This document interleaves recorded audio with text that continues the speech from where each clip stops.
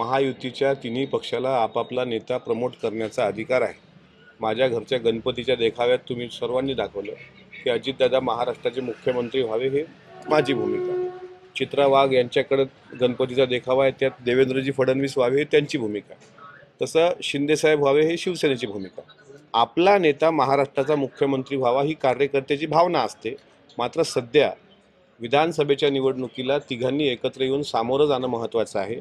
आमच्या ज्या लोककल्याणकारी योजना अर्थसंकल्पात मांडल्या गेल्या त्याचा प्रचार प्रसाराच्या जोरावर महायुतीतल्या तिन्ही पक्षांनी एकत्र येऊन लढणं, जिंकणं आणि नंतर मग महायुतीचा मुख्यमंत्री पदाचा चेहरा तो अंतिम निर्णय हे पार्लमेंटरी बोर्ड आणि तिन्ही पक्षाचे वरिष्ठ नेतेच घेऊ शकतात।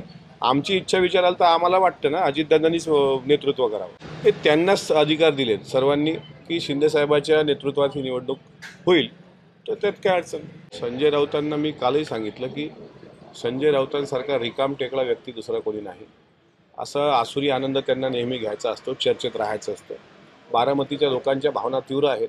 आता याच्यापेक्षा जास्त जर संजय राऊत बोलतील तर मला असं वाटतं की बारामतीच्या जनताच त्यांना बारामतीत घेऊन जो विकास 1990 पासून 2024 पर्यंत सातत्याने केला, एकदा संजय राऊतांनी जावं ना, तिथले रस्ते बघावं आणि यांनी ज्या ज्या भागात नेतृत्व केलं तिथली अवस्था बघावी। त्यामुळे अजितदादांवर त्यांनी बोलणं म्हणजे सूर्याला